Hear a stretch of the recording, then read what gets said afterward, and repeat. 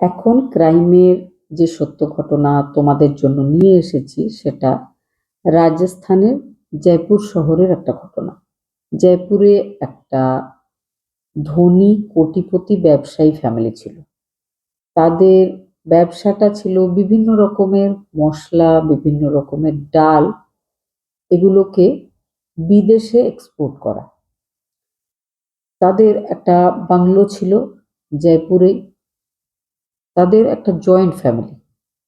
সেই ফ্যামিলিতে মোট ৩০ জনের পরিবার থাকত। কিন্তু আজকের ঘটনাটা মেনলি যাদেরকে নিয়ে, তার নাম হচ্ছে রাকেশ গোয়েল, একজন সফল ব্যবসায়ী ফ্যামিলির ছেলে। তার জন্য পাত্রী হিসাবে খোঁজা হয়েছিল নেহাকে। নেহা দিল্লির বাসিন্দা। নেহা হংসরাজ কলেজ থেকে ইংলিশ লিটারেচার নিয়ে গ্র্যাজুয়েশন করেছিল। দেখতেও ছিল যথেষ্ট সুন্দরী।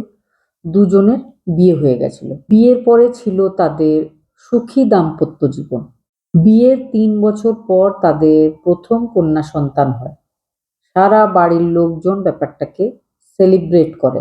২০১৬ সালে ১১ বছর আগে তাদের বিয়ে হয়েছিল। বড় মেয়ের বয়স ৮ বছর আর ছোট মেয়ের বয়স ৪ মাস। ঘটনাটা যখন ঘটছে সেটা হচ্ছে ২০১৬ সাল, ১৮ই অগস্ট ২০১৬, রাখি পূর্ণিমার দিন। ছোট্ট ৪ মাসের বাচ্চা, সে তো আর নিজের হাতে রাখি বাঁধতে পারে না। তো জয়েন্ট ফ্যামিলি, বাড়িতে তার থেকে বড় তার অনেক কাজিন ব্রাদার্সরা রয়েছে। তো সে সবাইকে রাখি বাঁধে। সে বাঁধে না, তার মা তার হাত ধরে বাঁধিয়ে দেয়। সমস্ত ফটোগুলোকে সোশ্যাল মিডিয়াতে আপলোড করা হয়। খুব খুশি হয়, সবাই দেখে। ওই ফ্যামিলিটা খুব আনন্দ করছে রাখির দিনে। ছোট্ট কোলের যে ৪ মাসের সন্তান, ওটা ছিল তার প্রথম রাখি। সেই বাচ্চাটার নাম রাখা হয়েছিল মাহিকা গোয়েল। মাহিকা গোয়েলকে বাড়ির সবাই আদর করে মাহি নামে ডাকত। মাহিকাকে দেখাশোনা করার জন্য সব সময়কার একজন ন্যানি ছিলেন, যার নাম ছিল শান্তনু। সেই মহিলা মাহিকাকে রাখতেন, খুব ভালোবাসতেন। ১৯ অগস্ট, রাখির পরের দিন, ছোট্ট বাচ্চা হঠাৎ করে অসুস্থ হয়ে যায়। তার শ্বাসকষ্ট হওয়া শুরু করে। তক্ষুনি তাকে হসপিটালে নিয়ে যাওয়া হয়। হসপিটালে নিয়ে গেলে তার ট্রিটমেন্ট হয়, বিভিন্ন রকম টেস্ট হয়। জানা যায় যে তার লাংসে ইনফেকশন হয়েছে। বাড়ির সমস্ত লোকজনেরা খুব দুঃখ পায়। ছোট্ট বাচ্চা, মাত্র ৪ মাস বয়স, এই বয়সে তার লাংসে ইনফেকশন হলো কিভাবে? তার শ্বাসকষ্ট হচ্ছিল, তার ব্রেনেও একটা প্রবলেম ছিল। ব্রেনের একটা শিরা কুঁচকে গেছিল। বেশ কিছুদিন ট্রিটমেন্টে থাকে বাচ্চাটা। তারপরে তাকে বাড়ি ফিরিয়ে আনা হয়। বাড়ি ফেরার পরে ২৫ তারিখ, ২৫ অগস্টের জন্মাষ্টমী। জন্মাষ্টমী খুব ভালোভাবে পালন করা হয় ওই বাড়িতে। তারা সবাই মিলে আনন্দ করে। এবার ২৬ অগস্ট ২০১৬, বাড়ির সব লোকজনেরা যে যার কাজে বেরিয়েছে। সবাই অফিসে গেছে, বাচ্চারা স্কুলে গেছে। তো বাড়িতে আছে ৪ জন চাকর, আর বড়দের মধ্যে রয়েছে ১০ জন। বাচ্চার মা নেহা গোয়েল সেকেন্ড ফ্লোরে দুপুরবেলায় খাওয়া দাওয়া করার পর বাচ্চাটাকে নিয়ে ঘুমিয়েছিলেন। ৩:৪৫ থেকে ৪টের মধ্যে একজন কাজের লোক তার রুমে গেছিল।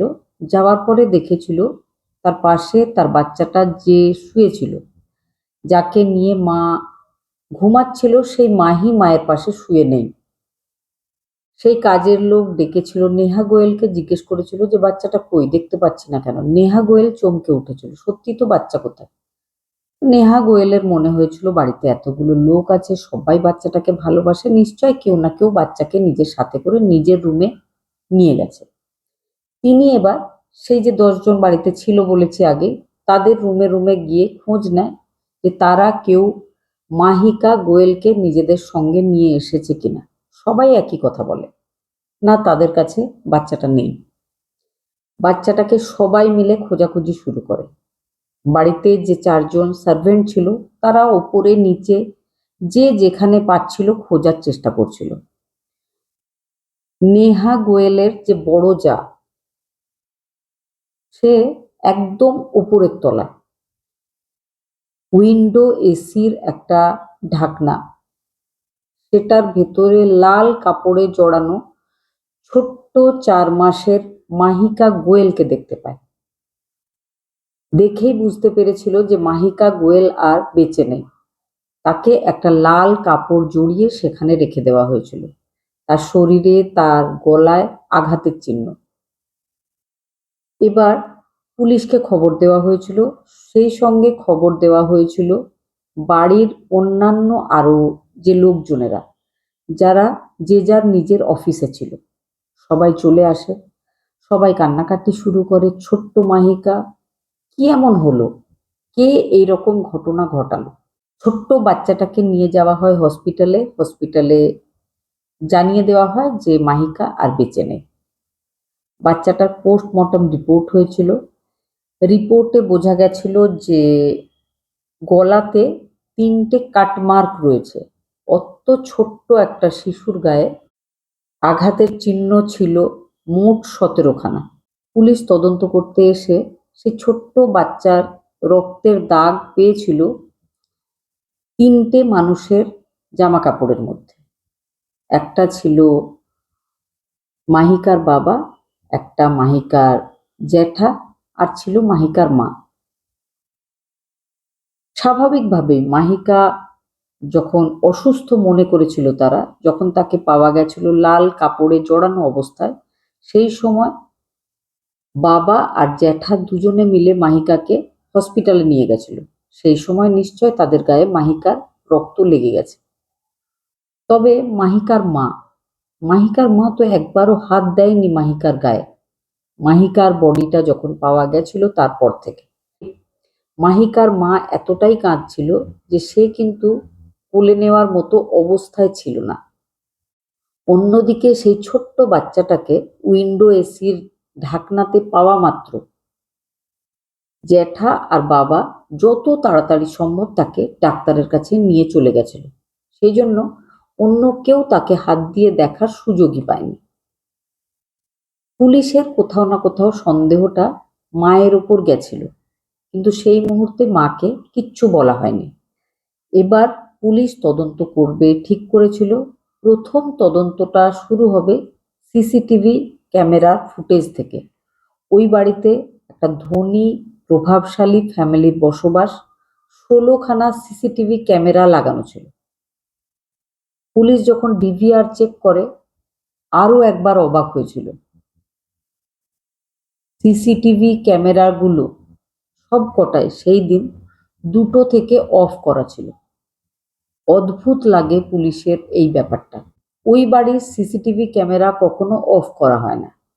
হঠাৎ করে কে বা কারা এই সিসিটিভি অফ করে দিয়েছে? বাড়ির লোকজনেদের মনে হচ্ছিল যে ওই ফ্যামিলির নিশ্চয় কোনো না কোনো শত্রু আছে, যারা ওই ফ্যামিলির কাছে কোনো ব্যাপারে বদলা নিতে চায়, যার জন্য ওই ছোট্ট বাচ্চাটাকে মেরে ফেলেছে। মেরে ফেলে বাড়ির বাকি লোকজনেদের শাস্তি দিতে চেয়েছে। পুলিশ এবার বোঝে যে সিসিটিভি ক্যামেরার থেকে কোনো হেল্প পাওয়া যাবে না, অন্যভাবে ব্যাপারটা দেখতে হবে। পুলিশ জিজ্ঞাসাবাদ করছিল বিভিন্ন ওই বাড়ির ঘনিষ্ঠ লোকজনের, ওই বাড়ির কাজ করার কর্মচারীদের। শুধু তাই নয়, যারা হয়তো আগে কাজ ছেড়ে চলে গেছে, কি কারণে তারা কাজ ছেড়ে গেছে, এই বাড়ির সাথে তাদের এখনো মনে কোনো রাগারাগি রয়েছে কিনা, সমস্ত ব্যাপারটা খতিয়ে দেখছিল পুলিশ। কিন্তু কোথাও থেকে পুলিশ কোনো রকম সন্দেহজনক কিচ্ছু পায়নি। পুলিশ এবার ওই মহিলার সোশ্যাল মিডিয়া অ্যাক্টিভিটিগুলো দেখছিল। মহিলার ওপর, মানে ছোট বাচ্চার মা নেহার ওপর পুলিশের সন্দেহ হয়েছিল, কিন্তু যেহেতু অত পয়সাওয়ালা ফ্যামিলির একটা মহিলা, তাকে সরাসরি ব্লেম করতে পারছিল না পুলিশ। পুলিশ কিন্তু সুযোগ খুঁজছিল। পুলিশ বাড়ির সব লোকজনের কাছে জিজ্ঞাসাবাদ করে, বাচ্চার মায়ের সাথেও জিজ্ঞাসাবাদ হয়। মা খুব দুঃখিত। এবার পুলিশ সেই ডাক্তারদের কাছে যায় যেখানে ওই মহিলা নিয়মিত বাচ্চার ডাক্তার দেখাতেন বা প্রেগনেন্সির সময় ডাক্তার দেখাতেন। সেখানে ডাক্তারদের সাথে কথা বলে পুলিশ টিম জানতে পেরেছিল যে মহিলা এর আগেও আরো দুবার প্রেগনেন্ট হয়েছিল, তবে সেই বাচ্চাগুলো মেয়ে ছিল বলে অ্যাবর্শন করিয়ে দেওয়া হয়েছিল। তবে অ্যাবর্শন করার কথা শুধু ওই মহিলা জানে, মহিলার বাড়ির আর কোনো লোকজন এই ব্যাপারে জানে না। যেহেতু মহিলার কাছে টাকা পয়সার কোনো অভাব নেই, বেআইনি হলেও সে কোথাও না কোথাও থেকে খবর জোগাড় করে আনতো যে তার গর্ভের সন্তান মেয়ে, তখন সে মিসক্যারেজ করিয়ে ফেলতো। থার্ড টাইম তার বড় মেয়ে হয়েছিল, তারপরে দুবার সে অ্যাবর্শন করিয়েছিল। তারপরে যখন মাহিকা গোয়েল তার গর্ভে আসে, সে কিন্তু নিজের সোশ্যাল মিডিয়ার সমস্ত পোস্টে মাঝে মাঝেই সবাইকে জানিয়েছে যে তার বেবি বয় আসতে চলেছে। প্রেগনেন্সির সময় তার ফটোশ্যুট হয়, তার হাজবেন্ডের সাথে সে নানা রকম ফটোশ্যুট করে। তাতেও কিন্তু সেই ফটোতে দেখে বোঝা যায় যে বেশিরভাগ ক্ষেত্রে তারা বেবি বয় আসছে বলেই সব লোকজনকে জানিয়েছে। ওই ফটো দেখলেই সেগুলো বোঝা যায়। তারপরে হয়েছিল মেয়ে। পুলিশ টিম যখন মাহিকা যে হসপিটালে জন্মেছিল সেখানকার ডাক্তারদের সাথে বা যে ডাক্তারের কাছে মাহিকার জন্ম হয় তার সাথেও কথা বলে, তখন ডাক্তাররা বলেছিল যে মাহিকা সমস্ত রিপোর্ট সেই সময় জন্মের পর একদম ঠিক ছিল, একটা নর্মাল বাচ্চা ছিল মাহিকা। কিন্তু মাহিকাকে কিছুদিন আগে একবার হসপিটালে আনা হয়েছিল। 6 দিন সে হসপিটালে ছিল।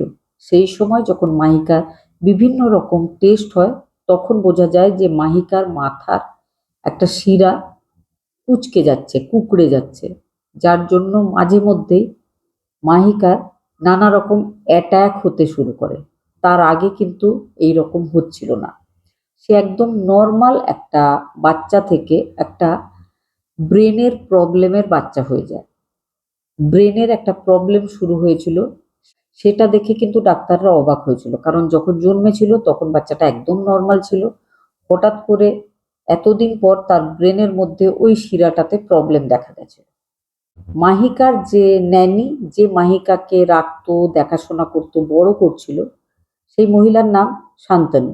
তিনি মাহিকাকে খুব ভালোবাসতেন, কিন্তু পুলিশ প্রথমটায় তার উপর সন্দেহ করেছিল। তার অনেক জিজ্ঞাসাবাদ হয়। শান্তনু যে ব্যাপারটা জানিয়েছিল পুলিশ টিমকে, সেটা হচ্ছে যে মাহিকা সব সময় তার কাছেই থাকতো। মাহিকার মা কিন্তু একদম মাহিকাকে নিতেন না। মাহিকার মা যেদিন রাখি পূর্ণিমা ছিল সেদিন নিজের বাচ্চাকে নিয়েছিলেন, অনেকক্ষণ সেই বাচ্চা মায়ের কাছে ছিল। সেদিন কিন্তু মাহিকার শরীর খারাপ হয়েছিল। আবারও জন্মাষ্টমীর দিন, সেদিনও বাচ্চাটা মায়ের কাছে ছিল। দুপুরবেলায় মা তাকে নিজের সাথে নিয়ে ঘুমিয়েছিল। আগে কোনোদিন কখনো মা কিন্তু ওই ছোট বাচ্চাটাকে অনেকক্ষণ কোলে নিয়েও থাকেন না, সাথে নিয়ে ঘুমোতেও যান না। শান্তনুর বলার উদ্দেশ্য এটাই ছিল যে মায়ের কাছে বাচ্চাটা যেদিন যেদিন অনেকক্ষণ থেকেছে, সেদিন সেদিনই কিছু একটা ঘটনা ঘটেছে। রাখি পূর্ণিমার দিন যখন বাচ্চাটা অনেকক্ষণ ছিল, সেদিনও বিকেলবেলায় সে অসুস্থ হয়েছিল। আবারও জন্মাষ্টমীর পরের দিন, সেদিনও মা যখন তাকে নিয়ে খাইয়ে সাথে নিয়ে ঘুমোতে যায়, তখন বাচ্চাটা মারা গেছে। শান্তনু, বাচ্চা দেখাশোনা করার জন্য যে মহিলাকে রাখা হয়েছিল, তিনি বলতে থাকেন যে তার কিন্তু বাচ্চার মায়ের ওপরেই সন্দেহ। কারণ নর্মালি অন্যান্য মায়েরা যতটা ভালোবাসে নিজের বাচ্চাকে, নেহা গোয়েল ততটা ভালোবাসতো না বলেই সেই মহিলার মনে হচ্ছিল। নেহার হাজবেন্ড রাজেশ গোয়েল, তিনি কিন্তু নিজের বাচ্চাকে খুব ভালোবাসতেন। হঠাৎ করে এইভাবে বাচ্চাকে হারিয়ে ফেলার পরে তিনি অসুস্থ হয়ে গেছিলেন। শুধু তিনি নয়, কাজের মহিলা যে ওই ছোট্ট মাহিকে সামলাতো, সেই মহিলা শান্তনুও খুব অসুস্থ হয়ে গেছিলেন। এদিকে বাচ্চার মা সব সময় কেঁদে চলেছে। 6 সেপ্টেম্বর 2016 মাহিকার মা নেহা গোয়েলের জিজ্ঞাসাবাদ হয়। সঙ্গে সেই ছোট বাচ্চার বাবা রাজেশ গোয়েলেরও জিজ্ঞাসাবাদ হয়। পুলিশ লক্ষ্য করছিল সেই মহিলা খুব বেশি কথা বলছে না, এমন কথা বলছেই না যাতে তার উপর সন্দেহ করা যায়। 2 দিন পর পর জিজ্ঞাসাবাদের পরে পুলিশের সন্দেহজনক মনে হয়েছিল ওই ছোট্ট মাহির মাকে। 8 সেপ্টেম্বর 2016 তাকে অ্যারেস্ট করা হয়। শুরু হয় তার লম্বা জিজ্ঞাসাবাদ। প্রথমটায় তিনি পুলিশ টিমকে বলেছিলেন যে তার বাচ্চার ব্রেনে প্রবলেম, তার নিজের একটা বোন আছে যার ব্রেনে প্রবলেম, সে কিচ্ছু করতে পারে না, এখনো মা বাবার কাছে বোঝা হয়ে আছে। মা বাবা চিন্তায় আছে যে তাদের অবর্তমানে তাদের ওই মেয়েকে যার ব্রেনে প্রবলেম দেখবে কে, সে কি সুরক্ষিত থাকতে পারবে আমাদের এই সমাজে। নেহা গোয়েল বলেন যে যখন আমি জানতে পেরেছিলাম যে আমার ওই ছোট্ট মাহি তার ব্রেনে ডিস্টারবেন্স আছে, তখন আমার মনে হয়েছিল আমার ওই ছোট বোনের মতো মাহি বড় হয়ে ওরকমই প্রবলেম হবে। কে মাহিকে সারা জীবন যত্ন করে রাখবে, কে তার দেখাশোনা করবে, সেই জন্য আমি এই ঘটনা ঘটিয়েছি। তবে পুলিশের তার কথায় বিশ্বাস হয়নি, কারণ ইতিমধ্যেই পুলিশ জানতে পেরেছিল যে মাহিকার ব্রেনে যে প্রবলেমটা হয়েছে সেটা কিন্তু তার জন্ম থেকেই তার মধ্যে রয়েছে এমনটা নয়, জন্মের পরে সে একদম ঠিকঠাক ছিল। কিন্তু রাখি পূর্ণিমার দিন যখন তাকে দিয়ে রাখি বাঁধানো হয় বিভিন্ন দাদাদের, তারপরে তাকে নিজের সাথে রেখেছিল তার মা। তার মা তাকে গলা টিপে মেরে ফেলার চেষ্টা করেছিল। মা সেই ছোট্ট মাহির নাকের মুখের ওপর নিজের শক্ত হাতটা চেপে ধরেছিল তাকে মেরে ফেলার উদ্দেশ্যে। কিন্তু হঠাৎ করে তার কিছু মনে হয়, সে সেই বাচ্চাটাকে ছেড়ে দিয়েছিল। কিন্তু ওই যে কিছুক্ষণ ধরে থাকা, ওই যে ছোট বাচ্চার মস্তিষ্কের মধ্যে একটা ভয়, তার নাক মুখ চেপে ধরে রাখার পরে তার যে কষ্ট, তার যে দম আটকে যাওয়া, এই ব্যাপারগুলো তার ব্রেনের মধ্যে এমন কিছু ঘটনা ঘটিয়েছিল যার জন্য তার লাংসে ইনফেকশন বা মাথার ব্রেনের শিরা কুঁকড়ে যাওয়া, ওই দুটো ব্যাপারই কিন্তু তার নাক মুখ চেপে রেখে দেওয়ার জন্য হয়েছিল। তবে সেই সময় তার মা তাকে মেরে ফেলেনি, তার মা হয়তো মেরে ফেলার সাহস জুগিয়ে উঠতে পারেনি, তবে সে প্ল্যান করে রেখেছিল। আবারও কিছুদিন পর, যেদিন জন্মাষ্টমী ছিল, সেদিন সে এই ঘটনা ঘটিয়েছিল। তার বাথরুমে নিয়ে গিয়ে বাচ্চাটাকে আঘাত করেছিল, তারপরে লাল একটা নতুন কাপড় আগে থেকেই কিনে রেখেছিল, সেটা দিয়ে জড়িয়ে দুপুরবেলায় সবাই যখন যে যার রুমে ঘুমোতে ব্যস্ত, কেউ টিভিতে ব্যস্ত, কেউ ফোন নিয়ে ব্যস্ত, সেই সময় সে চুপি চুপি গিয়ে সেই বাচ্চাটাকে একদম টপ ফ্লোরে ঢাকনার মধ্যে রেখে দিয়ে চলে এসেছিল। বাড়ির লোকজনকে দেখিয়েছিল যে সে তো কিচ্ছু জানে না।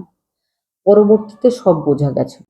নেহা পুলিশ টিমকে জানায় যে তার ফ্যামিলিতে তার জায়েদের সব্বার ছেলে রয়েছে, সবাই এই বংশের এই টাকা পয়সার উত্তরাধিকারী হবে, কিন্তু তার দুখানা মেয়ে, তার ছেলে দরকার। তবে তার বাড়ির লোকজনরা 2 সন্তান যথেষ্ট বলে মনে করেন, সেই জন্য তার যে দ্বিতীয় মেয়ে হয়েছিল তাকে তার শত্রু বলে মনে হচ্ছিল। তবে সোশ্যাল মিডিয়াতে সবসময় তার ছবি পোস্ট করে লোকজনকে দেখানো হচ্ছিল যে সে খুব খুশি, তবে সে মনে মনে খুব দুঃখিত হয়েছিল, কারণ তার মেয়ে হয়েছিল। সেই জন্য মেয়ে হওয়ার পর থেকেই সে প্ল্যানিং শুরু করেছিল যে কিভাবে তার এই দ্বিতীয় মেয়েটাকে শেষ করে ফেলা যায়। শেষ পর্যন্ত সে সুযোগ পেয়েও গেছিল আর এই ঘটনা ঘটিয়েও ফেলেছিল। সে কিন্তু জিজ্ঞাসাবাদে এটাও বলেছে যে দুখানা মেয়েকে সে জন্মর আগেই অ্যাবর্শন করিয়েছিল, কারণ সে জেনে ফেলেছিল যে মেয়ে আছে। সে থার্ড টাইম আবারও সেখানেই জানার জন্য গেছিল যে তার গর্ভের সন্তান মেয়ে না ছেলে। সেখান থেকে এবার কেন জানি না তারা বলে দিয়েছিল যে আপনার গর্ভে ছেলে রয়েছে। তারপর থেকে বিভিন্ন ফটোশুট করে সবাইকে বলে যে তার ছেলে হতে চলেছে। কিন্তু শেষ পর্যন্ত যখন বাচ্চাটা জন্মায় তখন এতটাই মন খারাপ হয় তার যে বাচ্চাটা কিন্তু ছেলে নয় মেয়ে হয়েছে। তারপর থেকেই সে সুযোগ খুঁজতে থাকে যে কিভাবে ওই ছোট বাচ্চাটাকে মেরে ফেলা হবে। সে রাখি পূর্ণিমার দিন চেষ্টা করেছিল কিন্তু করতে পারেনি। তারপরে জন্মাষ্টমীর পরের দিন সে এই ঘটনা ঘটিয়ে ফেলেছিল। একজন মা হয়ে নিজের সন্তান ছেলে নয় সেই জন্য সে তাকে শেষ করে ফেলেছিল। বাড়িতে সবাই অবাক হয়ে যায়, কারণ ওই বাড়িতে বাকি যারা রয়েছে, বিশেষ করে ওই ছোট্ট মাহিকার যে দাদু ঠাকুমা, তারাও পুলিশকে জানিয়েছে যে তাদের তরফ থেকেও কখনো কোনো চাপ দেওয়া হয়নি তাদের বৌমাকে যে ছেলেই দরকার। তারা সব সময় ওই ছোট্ট মাহিকে সবার থেকে বেশি ভালোবেসেছে, ওই বাড়ির সব থেকে ছোট সদস্য বলে। কিন্তু তাদের বৌমার মাথার মধ্যে এই ধরনের যে ব্যাপার ছিল তারা কখনোই ভাবতে পারেননি। বর্তমানে মাহিকার মা মাহিকাকে মেরে ফেলার অপরাধে জেলেই রয়েছে। এই নির্মম মায়ের জীবনের সত্য ঘটনা শোনার পরে কার কেমন লাগলো অবশ্যই কমেন্টে জানাবার চেষ্টা করবেন। ভালো থাকবেন, সুস্থ থাকবেন।